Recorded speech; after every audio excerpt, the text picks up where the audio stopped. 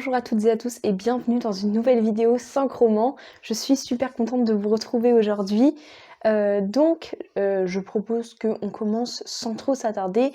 Les vidéos 5 romans, ce sont les vidéos où je vous parle de mes 5 dernières lectures. Donc on va parler de mes 5 dernières lectures. C'est parti. Le premier livre dont je vais vous parler, c'est Anne de Windy Willow de Lucy Maud Montgomery. Donc c'est un livre de la série Anne que vous connaissez peut-être, dont vous m'avez déjà sûrement entendu parler sur cette chaîne. Alors là, c'est déjà le tome 4, si je dis pas de bêtises. On retrouve Anne, donc, qui est dans une ville où elle est institutrice. Elle est fiancée à Gilbert maintenant, mais ils ne sont pas ensemble parce que lui étudie pour devenir médecin et elle, pendant ce temps, est institutrice. Et donc elle va vivre dans cette maison de Windy Willow, qui est une maison vraiment fantastique. Et c'est toujours sa vie, quelles sont les aventures qui lui arrivent, quels sont les gens qu'elle rencontre. Et elle a des problèmes avec les gens dans la ville qui ont du mal à l'accepter comme nouvelle institutrice, mais qui vont finalement apprendre à l'aimer, etc. La différence de ce tome-ci avec les autres tomes, c'est que c'est surtout sous la forme épistolaire, donc c'est surtout des lettres que Anne adresse à Gilbert. On n'a jamais le retour de Gilbert, mais on sait que Gilbert lui écrit aussi. Franchement, c'est un tome que j'ai beaucoup aimé, surtout d'un point de vue purement visuel. La couverture, je trouve que c'est la plus belle de toute cette série. Donc c'est la nouvelle traduction de Monsieur Toussaint Louverture. Je trouve cette couverture absolument fantastique. J'ai l'impression que chaque nouvelle couverture qu'ils sortent est plus belle que la précédente. Le livre est très chouette, l'histoire est vraiment sympa. J'adore les moments où il y a des femmes qui entre elles parlent et qui font des ragots. J'adore les ragots dans Anne parce que je trouve que l'autrice a une manière de les écrire d'une façon tellement réaliste. On sent que c'est les ragots d'une petite ville et c'est toujours très drôle, c'est toujours pince sans rire, c'est toujours très ironique. On va avoir ces femmes qui se critiquent les unes les autres dans le dos des unes et des autres. Et qui après vont dire ah non mais c'est pas mon genre, moi vous savez que je suis pas du genre à parler dans le dos des autres, mais machine m'a dit que machin avait fait ça. Ça c'est toujours des moments que j'aime beaucoup dans Anne. Anne est toujours un personnage aussi attachant, mais on sent que ce tome est un tome un peu plus de transition. On a vraiment hâte en fait qu'elle retrouve Gilbert. C'est aussi un tome qui marque vraiment la fin de l'enfance. Déjà les autres tomes étaient un peu dans cette veine-là, mais là c'est vraiment le début de la vie adulte en fait. C'est-à-dire que ça y est, elle travaille, elle est fiancée et elle se prépare à être mariée et avoir la vie d'une femme mariée de cette époque. Les dames chez qui elle vit sont vraiment géniales. Et il y a cette femme qui s'appelle Rebecca, qui est Rebecca Drew, qui est qui est la gouvernante en fait de la maison où vit Anne. Et elle est vraiment incroyable comme personnage. Elle est très attachante et elle aussi on la retrouve dans les tomes suivants. Donc franchement, ouais, toujours une aussi bonne lecture cette série. C'est vraiment une série doudou. Je suis vraiment, encore une fois, j'ai l'impression que je me répète à chaque fois que je parle de cette série, mais je suis tellement contente qu'il y ait une nouvelle traduction et que cette série ait maintenant l'occasion et la chance de briller auprès du public français. Parce que voilà, elle était pas si connue en France que ça, alors que c'est un classique et il y a plein de pays où ce livre est super connu. Donc vraiment très très chouette. Alors ensuite j'ai lu Jefferson fait de son mieux de Jean-Claude Monleva. C'est la suite de Jefferson. Alors Jefferson, ce sont les histoires d'un petit hérisson qui est à tort accusé de meurtre et qui doit mener l'enquête. Donc dans ce tome 2, on retrouve notre personnage principal Jefferson, son meilleur ami Gilbert, et ils vont être lancés dans une nouvelle enquête. Un des anciens membres de leur expédition, quand ils étaient partis justement chez les humains dans le tome précédent, a disparu mystérieusement, et donc ils vont mener l'enquête pour essayer de savoir ce qui se passe. Donc si dans le tome précédent, Jean-Claude Monleva parlait plus du thème de la condition animale et de comment on traite les animaux dans notre société, dans ce tome-là, il se penche un peu plus sur le thème des sectes et des phénomènes d'emprise, toujours écrit pour les enfants évidemment. C'était vraiment super chouette, une lecture facile, simple, ça faisait super plaisir de retrouver Jefferson. On a toujours un humour qui marche vraiment bien. je sais pas, il y a des petits moments de ce livre, pas forcément importants, genre des moments pas signifiants particulièrement, mais qui m'ont vraiment marqué, le, le moment où Jefferson est sûr qu'il a raté, il est à l'université, et il est certain qu'il a raté son concours, qu'il a raté sa vie, qu'il passera jamais ses partiels, parce que il est en université de géographie, et à un moment, il a confondu la Slovénie et la Slovaquie sur une carte, et il est sûr que c'est la fin de ses études et tout, et ça m'a fait vraiment rire, parce que je me suis vraiment retrouvée dans ce petit truc un peu bête, de se dire, d'être là, je vais y arriver, ma vie est terminée, etc., alors qu'on a fait une micro-erreur qui compte presque pas. C'est plein de trucs comme ça qui sont vraiment chouettes. J'aime beaucoup la relation que le personnage de Jefferson a avec le monsieur Blaireau. Alors je sais plus son nom, mais c'est un monsieur qui est un professeur, qui est un ancien professeur d'université, qui est quelqu'un de très instruit, très érudit. Alors quand il parle, il utilise vraiment un vocabulaire très précis, très pointilleux. D'ailleurs, il y a souvent Jefferson qui note dans un petit carnet les mots qu'il faut qu'il cherche plus tard dans le dictionnaire parce qu'il les connaît pas, que cet homme utilise. Et j'ai trouvé que ces deux-là ça marchait vachement bien, leur relation, ils avaient une bonne alchimie et ça marchait vachement bien parce que Jefferson, c'est un personnage très poli, très doux, etc. Et du coup, il s'entend particulièrement bien avec ce monsieur Blaireau, qui est un vieux monsieur, qui est en plus veuf, et il parle de comment sa femme est morte, et il y a ils ont une relation un peu comme ça, très douce, que j'ai vraiment beaucoup aimé. Franchement, ce tome était vraiment cool, genre j'ai vraiment beaucoup aimé ce qui se passait. Après, j'avoue que toute la partie justement sur la secte et tout, j'ai trouvé que c'était très très très cliché, genre c'est vraiment la secte comme on l'imagine, cliché quoi. Mais bon, je me dis, c'est écrit pour les enfants, des enfants qui sauront pas forcément ce que c'est qu'une secte ou quoi, et je me dis que des images un peu clichés de ça peut quand même éveiller des images. Et au final, ce qu'il dit, il parle des phénomènes d'emprise, il explique un peu comment ça se passe et tout, et ça, c'est assez intéressant. Donc, voilà, c'était vraiment une chouette lecture, et à voir, peut-être ça va devenir une série, peut-être qu'on va avoir d'autres aventures dans le monde de Jefferson, ce serait super chouette. Alors, ensuite, j'ai lu le très controversé Jamais plus de Colleen Hoover. Alors, pourquoi je dis très controversé ? Parce que Colleen Hoover est une autrice qui est sur Bookstagram, Booktube, enfin sur les réseaux sociaux livresques, très appréciée, mais aussi très détestée. Y a ceux qui disent que c'est génial ce qu'elle écrit, voilà, et il y a ceux qui disent que c'est pas terrible. Et là, ces derniers temps, j'ai l'impression qu'il y a un phénomène un peu d'inversion où de plus en plus de gens ne l'aiment pas du tout, aiment pas du tout ce qu'elle écrit et tout.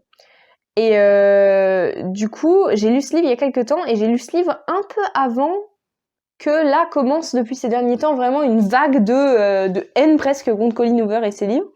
Et du coup, par rapport à ce qui se passe en ce moment, j'ai un peu changé ma vision sur le livre que j'en avais. Donc, j'ai lu ce livre. Alors, déjà, de quoi ça parle ? Je vais faire un petit résumé quand même. Donc, Jamais plus, c'est l'histoire de Lily. Toute sa vie, elle a vécu dans des relations abusives. Enfin, en fait, son père frappait sa mère, était un homme violent, etc. Et elle s'est toujours promis qu'elle, jamais, elle tomberait dans une relation comme ça. Jusqu'à ce qu'elle fasse la rencontre d'un homme qui va lui aussi avoir des comportements violents. Et en fait, elle va essayer de lui chercher des excuses.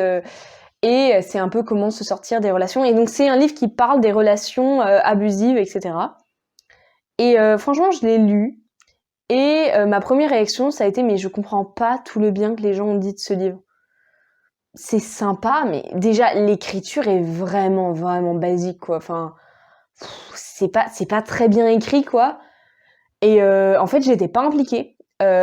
J'étais pas impliquée du tout, c'est-à-dire que je me sentais pas mal pour les personnages quand il leur arrivait des trucs quand il lui arrivait des trucs horribles, je me sentais pas mal. La romance, que ce soit auprès de cet homme violent ou après un autre personnage, rien, ça m'a rien fait du tout. J'étais pas accrochée à l'histoire, c'est-à-dire que je l'ai continué, mais j'avais pas envie d'y retourner particulièrement, j'y repensais pas pendant ma lecture, etc. Et donc mon impression générale a été vraiment plutôt négative de ce livre, mais même pas négative en fait, c'est vraiment, vraiment moyen, vraiment médiocre en fait. Voilà, c'est un peu dur comme mot médiocre, je trouve, c'est un mot ultra violent, médiocre.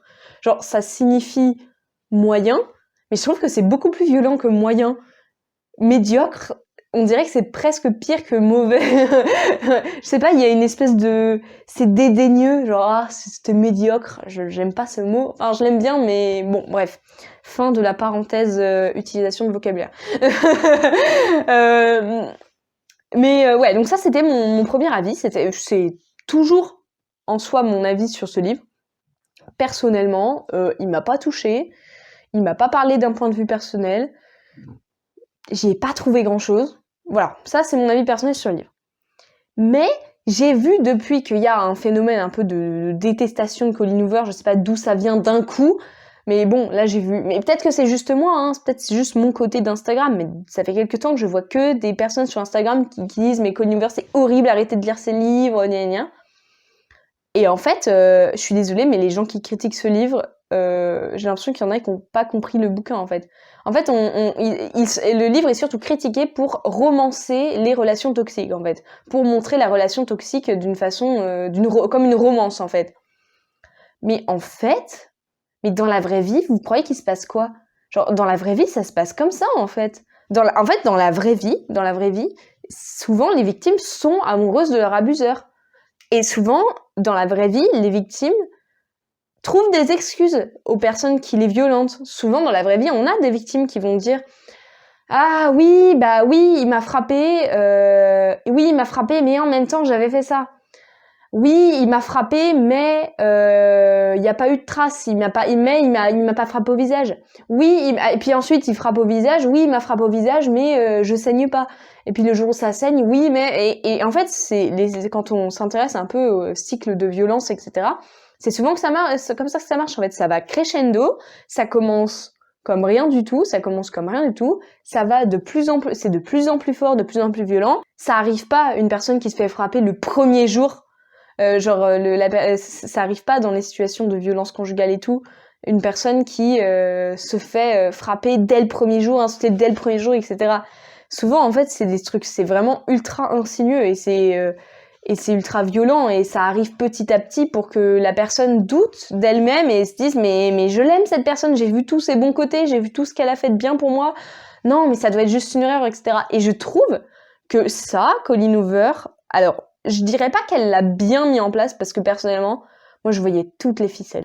Mais l'autrice montre bien que c'est comme ça que ça se passe et en fait je trouve ça vraiment injuste d'avoir des gens qui disent ce livre romance les violences.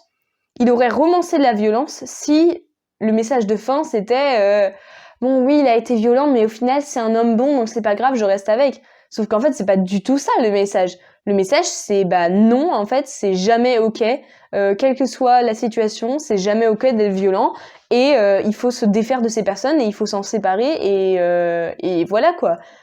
Et je trouve ça vraiment ultra injuste. Je trouve cette critique envers ce livre vraiment injuste et pas justifiée.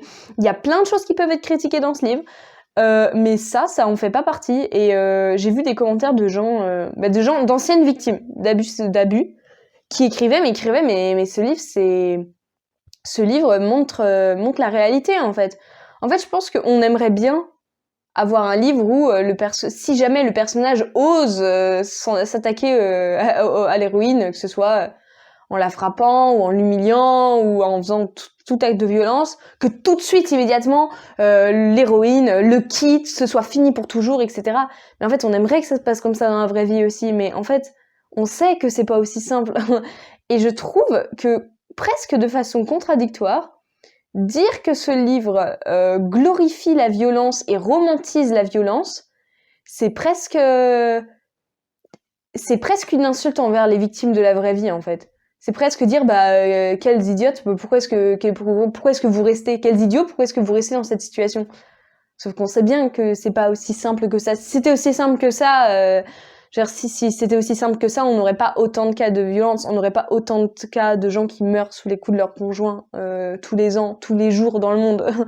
Donc voilà, je trouve cette critique vraiment abusée. Et il y a des gens aussi qui critiquent le fait que le personnage, justement, il est montré comme beau, romantique, c'est un chirurgien, etc. Et je me dis, bah ouais, mais dans la vraie vie, les personnes violentes, c'est des personnes de la vie de tous les jours, en fait. Dans la vraie vie, la personne qui est abusante, c'est pas une personne au coin d'une rue dégoûtante. Ouais, je veux dire, en fait, c'est pas ça. En fait, dans la vraie vie, les personnes violentes, ça peut être n'importe qui. Et oui, ça peut être l'homme le plus beau du monde, ça peut être l'homme qui a l'air le plus romantique du monde, ça peut être un neurochirurgien reconnu, etc. Et ça peut malgré tout ça être une personne violente, en fait. Et voilà, et c'est pour ça que ces critiques sur ce livre m'embêtent un peu, parce que je trouve qu'elles ont vraiment pas compris le sens du livre. Et encore une fois, j'ai pas aimé ce livre. Encore une fois, je l'ai trouvé pas bien écrit. J'ai pas trouvé que justement la violence était mise en avant de façon particulièrement intéressante et réussie. Voilà, encore une fois, j'ai pas aimé ce livre, mais je trouve que cette critique de dire qu'il glorifie la violence est tout à fait infondée et que, franchement, c'est pas compliqué de voir que c'est vraiment pas ce que veut dire l'autrice, quoi. Franchement, c'est pas compliqué de voir que l'autrice, au contraire, elle essaye de dire que la violence n'est jamais justifiable. Et du coup, je trouve ça vraiment injuste. Après, il y a eu tout le truc où il y avait un livre de coloriage qui allait sortir sur ce livre. Alors c'est vrai que le livre de coloriage sur le livre sur les violences faites aux femmes, bon, voilà. Mais là, en l'occurrence, en fait, on sait pas qui a eu cette idée et ça se trouve c'est pas l'autrice parce qu'il faut pas oublier que les maisons d'édition ont souvent les droits et l'auteur a parfois pas son mot à dire sur les choses qui vont être faites. Bon, de toute façon, que ce soit l'autrice qui a eu l'idée ou la maison d'édition ou qui que soit qui ait donné son accord, c'était vraiment une idée de merde et c'est très bien que les gens aient dit que c'était une mauvaise idée et que ça a été annulé. Vraiment, c'est super. Mais je trouve que il faut être... En fait, je pense qu'il faut être réaliste dans ses critiques. En fait, on peut critiquer un livre, on peut dire, par exemple, on peut dire, j'ai pas trouvé que cette vision de l'abus était correcte, j'ai trouvé qu'il y avait des failles, j'ai trouvé que le style était gna. Mais on peut pas juste dire, ce livre glorifie l'abus, alors que le message même du livre, c'est d'être contre l'abus et que c'est vraiment très clair. Genre, vraiment, c'est clair, quoi. Enfin, genre, le titre du livre, c'est jamais plus. La dernière phrase, c'est genre, ça se termine avec toi et moi, c'est plus jamais quelque chose comme ça se passera, on va briser le cercle de la violence. Voilà, donc voilà, c'était mon petit avis sur ce livre, petite réflexion. Dites-moi ce que vous en avez pensé, si vous l'avez lu, et ce que vous pensez en général des livres de Colleen Hoover. Moi, je savais déjà en me lançant dedans que c'est pas vraiment une autrice que je vais apprécier énormément, que je vais aimer énormément. En gros, je suis d'accord ni avec les gens qui ont dit que c'était un chef-d'œuvre, ni avec les gens qui ont dit que c'était un livre horrible qui glorifiait l'abus. Je trouve que ces deux visions sont extrêmement extrêmes, et je pense que ce livre est médiocre, comme j'avais dit. Alors ensuite, j'ai lu China Rich Girlfriend de Kevin Kwan. Donc c'est la suite de Crazy Rich Asian que vous connaissez peut-être grâce au film Netflix. Alors, il faut savoir que je n'ai jamais lu Crazy Rich Asian, donc le premier tome, mais en fait, j'ai vu le film. Je l'ai vu plusieurs fois même, je l'ai vu 3 fois. Et en fait, j'aime beaucoup ce film, je le trouve très sympa. Et j'ai vu le livre, et en fait, j'avais entendu dire que le livre et le film étaient vraiment similaires. Et du coup, j'avais pas envie de relire le livre, alors que je connaissais déjà bien l'histoire avec le film. Et je me suis dit, pourquoi pas lire le 2 directement, en attendant que le deuxième film sorte. D'ailleurs, il sort un jour ce film ou pas? C'est trop longtemps qu'on l'attend, là. Donc franchement, au début, c'était super sympa. Je me sentais tellement dans l'univers de Crazy Rich Asians, mais encore plus extravagant dans le livre. Ça veut dire que l'aspect vraiment richesse à foison, glamour, et on achète et on a des Lamborghini, et il y a 2 diamants, et qu'est-ce que je vais faire de mes 7 voitures? C'est vraiment exagéré à fond et tout. Mais au bout d'un moment, on n'en peut plus, en fait. Ça veut dire que c'est très très bien, hein, mais au bout de 40 fois à avoir des descriptions d'habits, de voitures, de machin, après 40 000 discussions de « je suis tellement meilleure que toi parce que je suis tellement plus riche », En fait, on en a marre, quoi. Genre, oui, c'est bon, les discussions sur Gucci et Versace, voilà, je sais même pas comment on le prononce, ce qui montre à quel point je fais partie de ce monde. Non, vraiment, au bout d'un moment, ça saoule, quoi. L'un des personnages les plus intéressants à suivre, étonnamment, c'était Kitty. Alors, Kitty, elle fait partie de cette classe de gens, les nouveaux riches, en fait, donc c'est très dans le bling-bling, dans le too much, etc. Et en fait, son but, son rêve, ça va être d'accéder à la haute société, c'est-à-dire plus au côté aristocratique des personnes riches. Et en fait, elle se fait aider pour ça par une dame qu'elle paye pour ça exactement. Donc, elle essaie de rechanger son image, etc. Et par exemple, il y a une liste des choses qu'elle doit faire qui est absolument genre c'était vraiment trop cool à lire, ce genre de choses. C'est exact. Et là, en lisant cette liste de choses à faire, genre évitez de vous appuyer avec des couleurs trop vives, ça fait trop vulgaire. Il faut que vous donniez l'impression d'être une bonne mère de famille repentie. Allez à l'église, n'hésitez pas à faire des charités, mais pas trop. Et c'est exact. Et en lisant cette liste, je me disais, mais c'est exactement pour ce genre de choses que je lis ce livre, du drama et du n'importe quoi en fait. Voilà. Alors Rachel, l'histoire de Rachel, je n'avais absolument aucun plaisir à la suivre. Et surtout, mais le livre est trop long en fait, genre vraiment beaucoup trop long. Il y a 2-3 trucs, au début je comprenais pas la situation parce que ça a un peu changé par rapport au livre. Et en fait, au film, pardon. En fait, le film n'a pas changé tant de choses, mais quelques éléments qui sont vraiment importants. En fait, je pense que le film a pris certains événements du tome 2 pour les incorporer dans le 1 en se disant si jamais ça se fait pas, si jamais il n'y a pas de film 2, il faut quand même que l'histoire soit conclue sur tous les points dès le premier opus en fait. Ce que je comprends, mais du coup, je me demande qu'est-ce qui va se passer avec Astrid. Alors, qu'est-ce qui va se passer avec elle?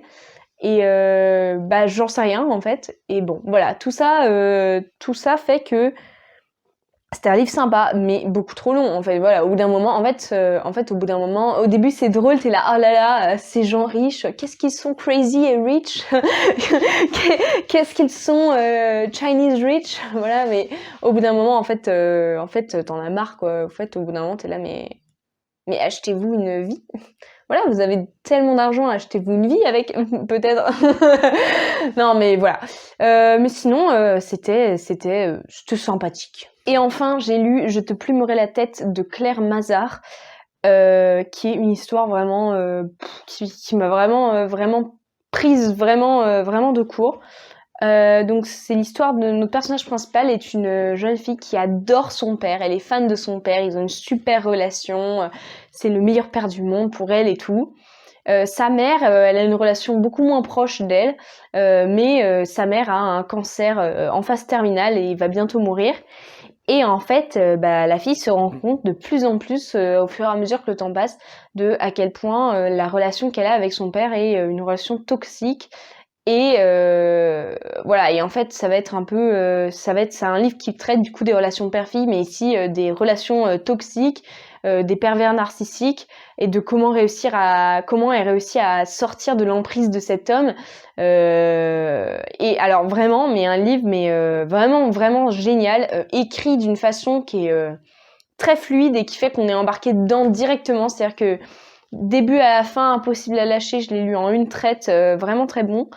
Je trouve qu'il prend très bien les phénomènes de l'emprise, il met ça vraiment très bien en place. On a envie en fait de crier à l'héroïne, mais qu'est-ce que tu fais, barre-toi. Mais c'est pas si facile, parce que c'est son père et elle l'aime, et c'est vraiment compliqué. C'est vraiment triste aussi ce qui se passe avec la mère en fait. Moi j'ai trouvé ça vraiment triste qu'elle se réconcilie que vers la toute fin, je veux dire, de la vie de la mère, hein, ça se passe au début du roman, mais qu'elle réussisse vraiment à recréer un lien alors que c'est la fin pour la mère. Mais ça, je trouvais ça horrible, parce que j'étais là, mais si la mère était pas malade, elles auraient pu s'enfuir ensemble.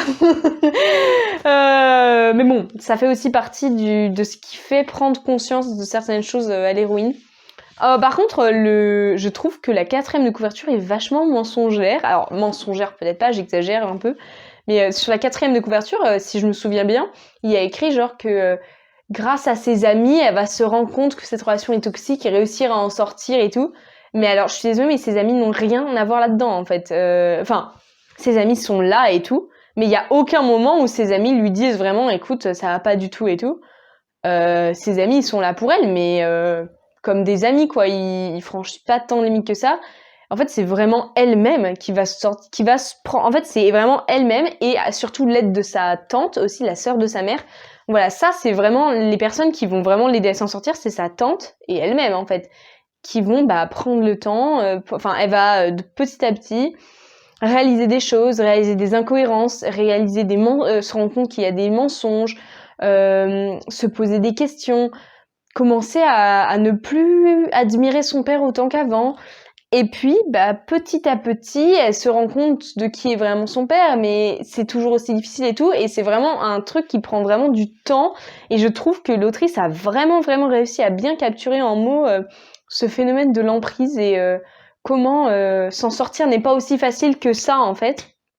Et vraiment, c'était vraiment super intéressant, bien écrit, captivant, je le recommande chaudement, si vous aimez un peu ces thèmes-là, de l'emprise, de la perversion narcissique, de ce genre de choses. Moi, je sais que c'est des thèmes que j'aime bien. On dit comme ça. J'adore l'abus. C'est vraiment quelque chose que j'adore. Non, mais c'est des thèmes qui, je trouve, peuvent vraiment apporter une réflexion vraiment intéressante et qui peuvent vraiment, quand bien écrit et quand bien développé, être vraiment super intéressants. Et là, c'est le cas, en fait. Le thème est vraiment abordé de façon super intéressante et bien faite. Et je ne peux qu'applaudir ça. Et franchement, je sais plus si c'est le premier roman de l'autrice, si elle a écrit d'autres choses, je ne sais plus du tout. Mais si jamais elle a écrit d'autres choses ou si elle écrit d'autres choses dans le futur, je me pencherai sûrement dessus parce que cette lecture était vraiment bien et vraiment bien maîtrisée. Le seul vrai défaut que je peux donner à ce livre, c'est la version e-book qui est absolument horrible. Mais alors, je dis ça, c'est absolument, ça a rien à voir avec le livre, l'histoire en elle-même qui est super. Mais je sais pas si c'est la mise en page du e-book ou si c'est la mise en page tout court. Mais en fait, je trouve que c'est ultra dur de s'y retrouver parce qu'il y a des moments, les pensées sont écrites en italique, parfois elles sont pas écrites en italique, parfois les SMS sont écrits en italique, il y a différentes polices, mais c'est pas du tout clair. Et il y a plusieurs moments où je me suis retrouvée là. Attends, mais c'est qui parle là? Mais attends, c'est quoi là? C'est un SMS? C'est une pensée qu'elle a? C'est un souvenir? Franchement, là-dessus, je trouvais que vraiment la mise en page était vraiment, vraiment pas bonne. Et bon là, c'est pas l'histoire en elle-même, quoi. Mais vraiment, ouais, vraiment, il y a des moments où je me suis dit, mais quoi? Mais je comprends rien à ce qui se passe, et uniquement à cause de la mise en page. Sachant que je l'ai lu sur e-book, donc peut-être que c'est la version e-book qui est pas terrible, et peut-être la version papier est différente. Je ne sais pas, mais voilà, juste ça m'a un peu agacée, surtout au début. Après, je m'y suis fait, mais voilà. Merci d'avoir regardé cette vidéo. On se retrouve la semaine prochaine pour une prochaine vidéo. Pour l'instant, je suis bien sur mon planning, donc on se retrouve la semaine prochaine. D'ici là, prenez bien soin de vous et je vous souhaite de très bonnes lectures. Salut!